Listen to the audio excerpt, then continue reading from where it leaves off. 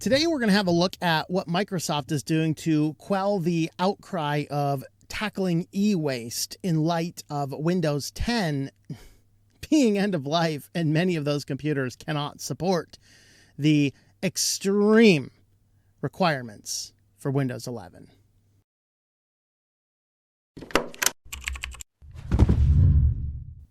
Welcome back to Switch to Linux. If you like this type of content, please feel free to subscribe to the channel if you've not already done so. Leave us a like and a comment down below.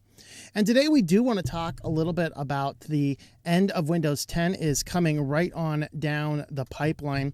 And as we look at this, one of the things that has been addressed is to say, hey, there's up to I think some estimates 30 to 40% of PCs cannot run Windows 11. Now, we covered a video a couple weeks ago saying that it is still technically possible to run Windows 11 on any computer that's running Windows 10, even back to Vista and XP. And I don't know about XP entirely, but using for example, the Tiny 11, you can strip out all of the excess nonsense that most people aren't even asking for anyway, and you can still install Windows 11 on anything and everything. So it's still technically possible. The problem is that Microsoft wants Windows in the form they're pushing out. Why?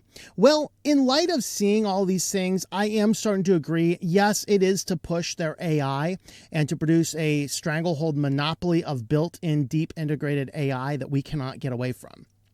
This also carries with it the fact that every piece of data is then further used to train their AI models that they have. And having a domination over the desktop PC marketplace, it would appear that their idea here is to collect as much data as possible, because don't forget, you can't turn off all the telemetry inside of these Windows computers. That is one factor. I think, though, the second factor is the way they're attempting to implement Windows 11, every user is directly authenticated. This means that if some MAPP person comes in, did I get their MPAA person's like, hey, we think so-and-so is pirating, and we used to have an IP address, and we know that IP addresses are pretty much useless these days. This is also why all these YouTubers shilling VPN services, get Surfsharp, get ExpressVPN, get all these VPNs to keep you safe. It doesn't do anything to keep you safe. Just keep that in mind. Okay, IPs have not been the primary means to identify people in a long time, and if the movie industry tells the ISP we need to know who owns his account, now the person can say, I don't know who was on that computer that time. You know, I have my Wi-Fi's open, my neighbors borrow it sometimes. They have a lot of kids coming in and out. I don't know. Plausible deniability. Well, the way that Microsoft is trying to push Windows 11, every individual user on the system is directly authenticated. So you can exactly tell who somebody is by their phone number, by their biometrics, by a number of different ways. Additionally, they have access to all your decryption passkeys. So if somebody wants to finger you for a bank robbery because you happen to jog next to the bank every morning on your regular route because it's down the street from your house, and they're like, we're clueless on ideas, let's throw out a geofence warrant. And they're like, well, let's pick up all these guys. And then you're like, I'm not giving you the passkeys to my computer. They can just go to Microsoft and get your passkeys. Isn't that fun? And so this really is involved in deep state. It is a problem. Now, one of the pushbacks is this e-waste issue. And of course, Microsoft is trying to push out this idea that we are just super green and for the environment and all this kind of stuff. And they have been called out on this. And so finally, in the last hour here, after a grand number of people have probably already disposed of perfectly good working computers, Microsoft now partners with a company to recycle or trade in your PCs. So we're going to have a look at this. So programmed obsolescence. Microsoft is offering trade-in and recycling services for old PCs. Now, how are these being recycled? How are these being traded in? They are not taking them themselves. They've partnered with a company out of Texas, and that company basically, of course, you have to create a separate user account with that company, and then you yeah, you get everything all verified, and then they send you a packing slip, and you take your perfectly fine working computer into them. And then I don't know if they're going to sell it for used parts. I don't know if they're going to install Linux on it. I don't know if they're just going to just throw it in the local landfill, or, let's just send it over to India or China, whatever, who cares, It is still, in my opinion, e-waste if you have a perfectly functional computer and you're being coerced because yours cannot take the next operating system to send it out to a company for, in some cases, peanuts. I ran in some of the older computers. If you had an old Windows Surface computer, in fact, the one I had on my thumbnail, that can't install Windows 10 on it. It still works perfectly fine. I could not even find that in the trade-in. But the oldest laptop I could find that is a Surface, an actual Surface computer. These things that hit the market for over thousands of dollars, they'd give me $34. Now, I wanted some more modern computers and found they give me like $200, $300 on the trade-in. So we'll have a look at that. But what they're doing now is they are partnering with this separate company, and what they're going to do is you can send your computer out to them. Now, of course, they have also added a few more ways that you can get the extended support even without paying for it. You can sync your PC settings to the cloud. So basically, of course, this requires the online Microsoft account. This requires you to sync your computer. Now, it's not intrinsically syncing your files, but we know Microsoft likes to do that anyway. I'm not saying they have to sync your files to the cloud, just your computer settings to the cloud. I don't know why they're saving the computer settings to the cloud. They seem to revert half of those settings every time there's an update. I don't know. But that's one way. Another way is you can redeem 1,000 Microsoft reward points by using Bing to collect those points, among other things. And then there's also a means you can pay $30 for the program. So there's a number of ways you can keep your Windows 10 computer for just one more year. Of course, academic institutions and businesses can keep it for 3 more years, but the cost keeps on exponentially rising each year. It basically starts at like 32 and doubles to 64 and doubles again to 128 or something, kind of like your RAM, so now they are offering the trade-in program, and so HP and Dell have said that half of the PCs are still running Windows 10, and there's certainly a huge number to ignore. It's highly unlikely everyone will upgrade. Of course, there are those options, and they do actually say down here, some might enroll in Microsoft's ESU, that's the Extended Support Program. Others ditch the ecosystem entirely for Linux or Chrome OS. But as it seems now, the tech giants are seemingly providing users with another alternative to address the rising e-waste. Again, this isn't solving the problem. This is just shifting it. This is me figuring out how to dispose of the computer to me sending the computer to somebody else, and we don't care. We've got our money, and who cares? Who knows what they're doing with it? So if you go over to their trade-in page, this is the Windows latest has a discussion on this as well. This actually has more information on how to actually use it. So first and foremost, not everybody can yet see the extended security updates, but that is the Microsoft's literally said they're rolling this out to last. It's like they were waiting to the last possible minute. Let's see how many people we can coerce on that pre-knee push to get them to just dispose of their computers, buy a new Windows 11 computer. They're now only 3 weeks out before the end of Windows 10, starting to roll out the enrollment button. So look for that enrollment button to show up over there. And if you cannot do the enrollment, your PC doesn't currently meet the minimum system requirements to run Windows 11, they now have a new option in here. Learn about options to trade in or recycle your PC. And so this goes to Microsoft.com, store B, Microsoft-trade-in, and then you can get information over here. So we'll have a look at this as the actual site we are looking at here. And this is how does this work. So over here is the trade-in value. So to get a trade-in value, send in your used device to TelAdvance account, print a prepaid shipping label and pack it, and then once everything's finalized, you'll receive a payment via PayPal or bank transfer. At least they have that bank transfer option. Okay, so here you want to start by selecting what you have. You can do consoles with this as well, tablets, phones. Let's do laptops. All right, so now we can look at various laptops. I don't know, let's have a look at one of the laptops I have here. So Let's see. There's all XPS. There's Alienwares, Latitudes. I'm just seeing if I can find my Inspiron. Here's an Inspiron 14. I think I have an Inspiron 14. I don't think it's one of these ones here. Oh, yeah, it's working. Works just fine. Oh, you know what? I think we're going to go with my Inspiron 14. That's the 5 gig. Let's see. 16 gig of RAM. I think I bought mine. I think this was the one that was mine, although I upgraded it to much larger. We'll go ahead and say this because I upgraded that. Yes, I have the charger. Did you recently purchase a new device? No. Do you plan on using it for a new device? Let's just go ahead and say yes. Let's assume they'll give us a little bit more money if we're going to do that. Calculate the value.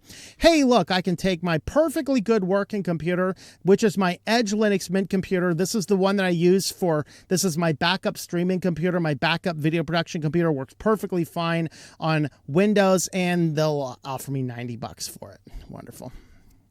So there you go. There's a way to get this. I wonder what was this thing originally sold for? I don't even know. Let's take my life in my own hands and research this guy. Let's see what these things originally sold for if I can find it. Let's see. Here's on Amazon.com. So look at that. This is not the exact one in that model. This is kind of a flip screen. That's 500. Let me see if there's something else that's not a flip screen. Get rid of that one. Okay, here's a Dell Inspiron 14-inch. This is a Ryzen 7, not the Ryzen 5. Buying it used is $900. Who knows? These guys are probably throwing Linux on it, turn around and sell them for like 10 times what they're given. I'm not saying that's the exact computer that we had in there. I'm just saying that, you can see the trade-in values they're offering you peanuts for the money that you get. That's really what Microsoft's plan is here going forward. Hey, let's do this so that we can at least look like we're doing green and we look like we're not forcing everyone to just throw your computers away, which most people don't know how to dispose of a regular computer. But then, of course, I want to get one more thing here in Windows Central because this was hilarious. Windows 10 end of life, 3 options to keep your PC without losing your data. Now, first they mentioned without losing your data. I'm going to introduce you to an amazing piece of technology, okay? This right here is called a thumb drive. With something like this, you can plug this guy like this. This thing's neat. It goes up and down like this. You've probably never seen one of these. They're amazing things. You can buy them buy them at dollar stores for like $10. Although I'd probably get a better quality one than that. Walmart's, Best Buy, Target, the local convenience store, probably on the cash register at the gas station. You can find these amazing devices. You can plug them. There's a little port on your computer. You can plug it into your computer and you can move data from your computer onto this. Then you have a few of these things. And now you have a copy of your data. Okay, now you have a copy of your data. You're free to do whatever with your computer you would like. And now you have a copy of your data. In fact, I recommend, even if you're keeping your computer, I'd recommend you do this at least once a month anyway. So you always have a copy of your data. Don't assume your computer's always going to work. Don't assume you can always get in your Microsoft account. Don't assume that you can access all this stuff. So let's address that first. You do this, you will not lose your data. Okay, let's start with that. So we have saved our data. All right, now let's look at their 3 options. And I was like, oh, this might be good. Are they going to offer something cool? Let's see.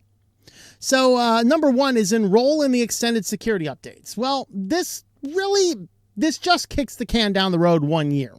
Think of how hectic your life is. 1 year kicks the can down the road. Of course, we've already talked about that. You can get it, backing up your phone. Now, this is actually incorrect, and which is funny because this article here says you can enroll for free if you're backing up files to OneDrive, regardless of whether you have a 365 subscription. Remember over here, they told us that you can get that update just by syncing the settings. That is the correct answer. Same journalist organization says you have to sync your files. You do not, for clarity, you do not have to sync your files to get this. You have to sync your PC settings to get this, for clarity. Although I'm pretty sure Microsoft's going to try and sync your files anyway because they like doing that automatically. Secondly, you can get those 1,000 points. And then third, you can pay for access to it. And then you can enroll up to 10 devices tied to the same Microsoft account. So you can do that up to 10 times. They walk through the process doing it. Number 2, upgrade a supported PC to Windows 11. So of course, if your computer does support Windows 11, you want to keep using Windows, you can upgrade to Windows 11, which is, it doesn't cost you much. You just got to sell your soul to the devil. No, I'm kidding. Come on. So anyway, I'm not saying the Microsoft technology is not going to be used in the mark of the beast, but okay, enough. Okay, so you can upgrade your computer to Windows 11, and for people that need to continue using Windows for some means, some legitimate means, that is the option, the best option for you if you do not want to get a new computer. And then the third option down here, hold on, let me get through all that. The third option is upgrade an unsupported PC to 11. So they're more aggressive about this, but there are ways that you can do this. So you can download it. Once again, this is where you can sometimes force the installation of updates. You can sometimes force the new computers. You can, of course, use TinyCore, which will get you de-bloated Windows 11. And there's things that you can do from that. Now, the problem is, of course, anytime you update, things will cause problems or stuff like that. Now, what does we not see here? We didn't have any discussion about switching to Linux, which is actually your best overall option. Unless, of course, you have to have certain software that only can run on Windows. The individual private people that is becoming necessity for is dwindling smaller and smaller and smaller. And so it gets to that point we do not have to use Photoshop if you're simply at home editing photos for your family. Use GIMP or a number of other alternatives out there as well.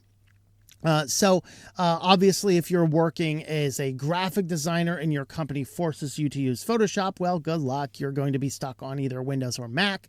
Get over it. But for the average end consumer at home, the average person that just needs to stream some media, look things up on the internet, check your email, and do some basic things, Linux is going to be your best option. Linux Mint is always where I recommend people go to. If you've not already had a look at Linux Mint, it is boiling down to 3 weeks. I've been warning you guys now for 2 years that this date is coming, and I've been encouraging you to try it slowly. You only have 3 weeks left. So, with something like this, or better, a backup hard drive or some other means, you can install Linux without actually wiping everything out on your computer already. If you have a bigger computer, I would recommend downloading Linux and installing it with a virtual box or something like that. And we have videos about how to do those different things. But it is now crunch time. It is officially crunch time. And if you do not have a plan for your Windows computer at that end of life, your computer is going to get hacked if you do not deal with the security issues at hand. All right. And I'd encourage you to have a look at it. The average person can use Linux for everything they need. And then, of course, once you've used this amazing device called a USB flash drive and you've put your files on it, you can install Linux and you can plug this guy back into Linux and you can move your files back over there. You have all of your data, you see. So that's what I'd highly recommend you do. Work on that backup strategy, of course, but also have a look at installing Linux on your computer as a means to keep it and not throw more stuff away, not pass the buck onto some company in Texas, and not be given peanuts so you can buy a inflated cost over $1,000 plus computer just so that Microsoft can completely authenticate you and train its AI model that forces upon you on your own personal data. So let me know your thoughts about all that kind of stuff down below. Leave us a like and a subscribe to the channel if you've not already done so. Thanks for watching, and I hope that you enjoy switching to Linux.